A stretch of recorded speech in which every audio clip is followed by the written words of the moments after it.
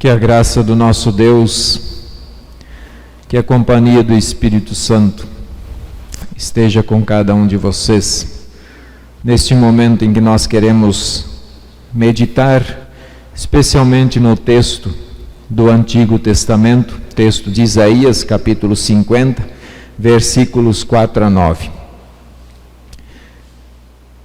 Esse texto ele traz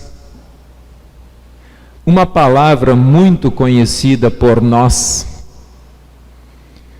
que basta nós falarmos ela uma vez, vocês vão se ligar logo do que se trata. Servo. A maioria, uma grande parte do livro de Isaías, ele trata sobre este servo. O servo Jesus, o Filho de Deus, que foi enviado com uma missão muito especial aqui neste mundo. E ele começa as suas palavras dizendo: o Senhor Deus me deu língua de eruditos para que eu saiba dizer boa palavra ao cansado. Ele me desperta todas as manhãs, desperta meu ouvido para que eu ouça como eruditos. Erudito é uma pessoa sábia, uma pessoa que tem um grande conhecimento, uma pessoa que sabe falar bem, uma pessoa que presta atenção naquilo que ouve. E tem uma facilidade muito grande de comunicação, consegue comunicar-se muito bem com os demais. Pensemos um pouquinho nessas qualidades em Jesus agora. Tentem visualizar Jesus neste momento. Pensem um pouquinho na sua missão, no seu ministério, enquanto ele esteve aqui entre nós. Lembrem das palavras do Evangelho que ele tantas e tantas vezes pronunciou às multidões. Lembremos que ele tinha uma língua de erudito, uma pessoa sábia. E a sabedoria desse Jesus, desse Senhor, desse servo, está acima de qualquer sabedoria humana. Não há curso humano que possa alcançar esta sabedoria que ele tinha para falar. Esse ouvido que ele tinha para ouvir a vontade do seu Pai Celeste e de vir a este mundo. Ele tinha um ouvido aguçado, um ouvido perfeito, que conhecia perfeitamente a vontade do Pai. O que o Pai tinha proposto para a sua vida, para o seu ministério. Qual era o objetivo dele ter vindo a este mundo? E este servo, ele tem uma palavra aqui fantástica, ele diz: para que eu saiba dizer boa palavra ao cansado. Ora, este servo ele sabia falar com as pessoas cansadas, mas essas pessoas cansadas não eram todos os seres humanos, porque nem todos os seres humanos se viam e aceitavam que estavam cansados de pecar. Não reconheciam os seus pecados. Então, este servo do Senhor não tinha o que lhes falar, porque o orgulho, a soberba, estava inundando o coração daqueles seres humanos. E dos nossos irmãos, dos nossos conhecidos, e muitas vezes nós mesmos, quando deixamos o orgulho, a ganância, a cobiça, fechar os nossos ouvidos, tapar os nossos olhos e fazer com que as palavras deste servo não cheguem até o nosso coração. O Senhor Deus me abriu os ouvidos e eu não fui rebelde, diz este servo. Ele não foi rebelde.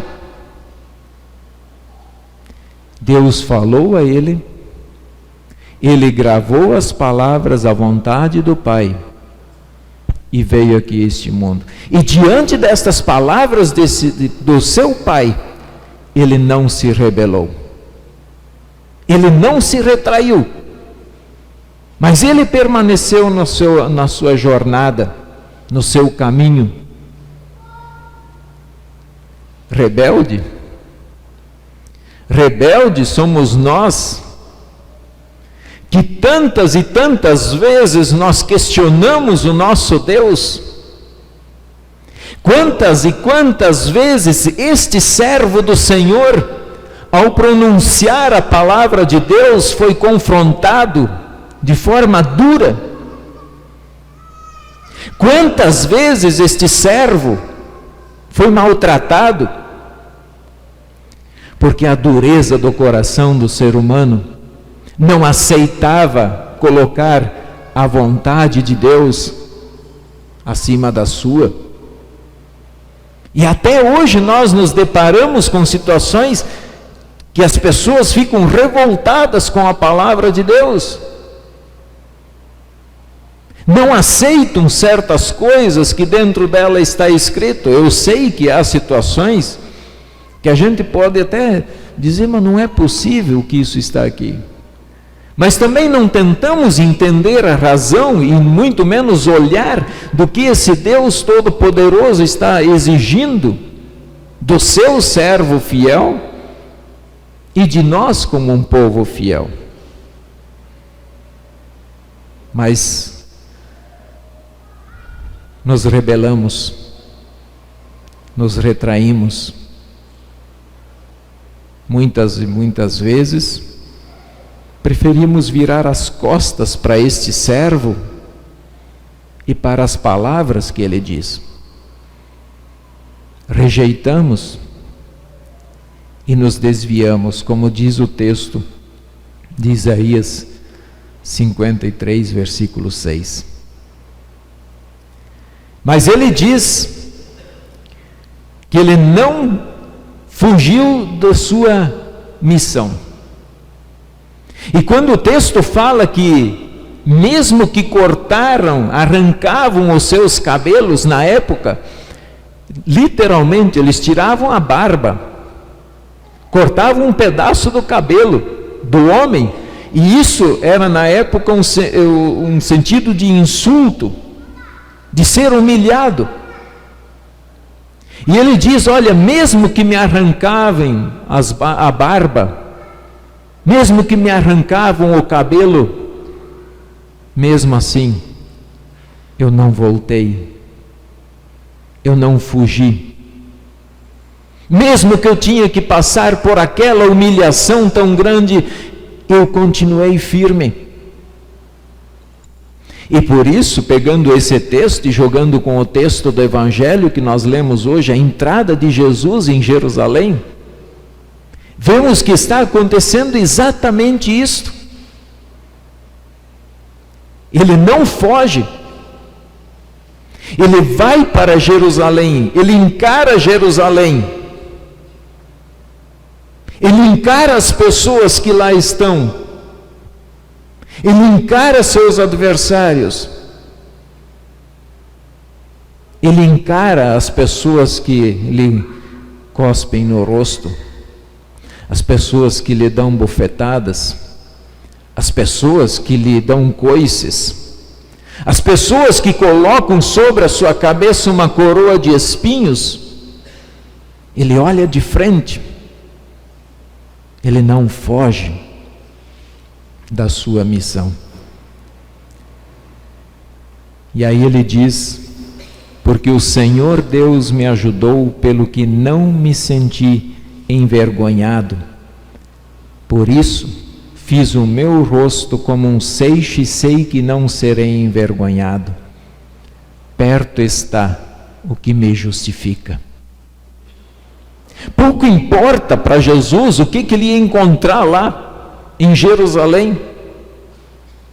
Pouco importava, mesmo sabendo que ele se depararia com a morte, mesmo que ele se depararia com a cruz, não importa. O mais importante para Jesus, naquele momento, foi que ele estava cumprindo a vontade do Pai. E ele diz aqui: perto está aquele que me justifica. Então pode se juntar uma multidão de humanos, pode se juntar multidão de pessoas.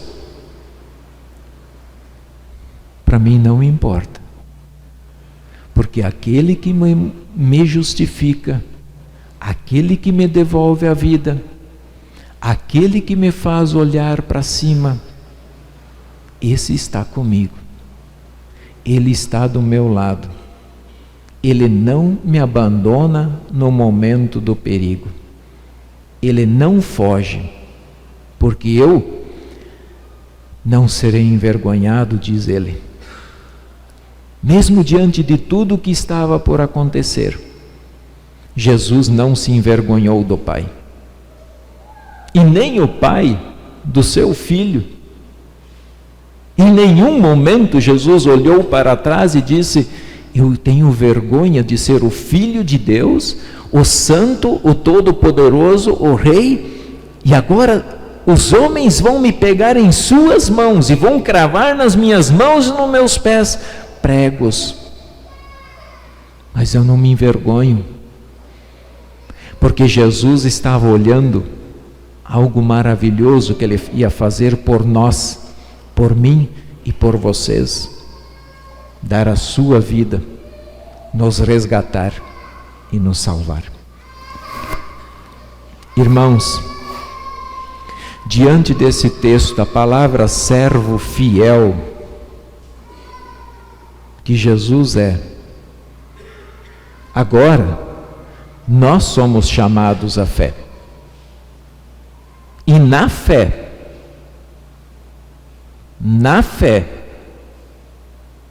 nós podemos também ser servos fiéis desse bom pastor. Servos que dizem que nem ele disse lá naquela oração lá do Getsêmani: Senhor, não, olha, se for possível, passa de mim esse cálice de sofrimento, mas não faça o que eu quero. Faça o que tu queres. O cálice de sofrimento estava pesando, estava difícil a cruz sobre os ombros. Sim, muito pesada aquela cruz de Jesus, muito pesada. Mas não foi pesada por causa de vocês, mas foi pesada por minha causa, pelos nossos pecados. Portanto, não é um momento de nós apontarmos o dedo para ninguém e dizer: está vendo? Você é o culpado de Jesus estar lá. Até se queremos apontar o dedo para alguém e dizer: você é o culpado, então nós podemos dizer assim: nós somos os culpados por Jesus estar lá, por ter subido na cruz, por ter vertido o seu sangue.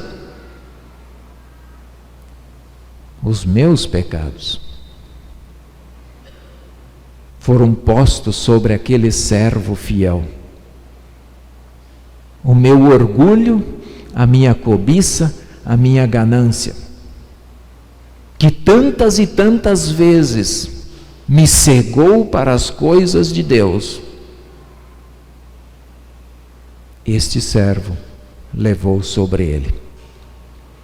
Na fé, que é um presente de Deus que Ele nos dá graciosamente, então nós também podemos dizer: eu serei um servo fiel, um servo que leve a mensagem, um servo que não olha para os seus interesses mais, mas um servo que acima de tudo fala: eu estou aqui para fazer a tua vontade.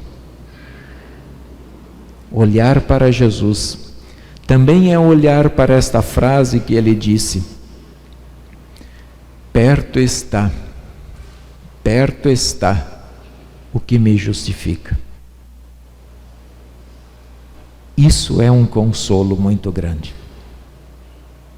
Perto, não está distante. Jesus não fica distante do seu povo. Jesus, ele não se afasta do seu povo quando ele adoece. Jesus, ele não tem vergonha dos seus servos quando os seus servos apanham por sua causa. O servo fiel, aquele que me justifica, aquele que me torna santo, aquele que lavou os meus pecados, ele está perto. E se você está achando que este servo está longe de ti, você está muito enganado. Antes, no primeiro hino, nós cantamos: invisivelmente Deus está presente. Mas não é somente invisível.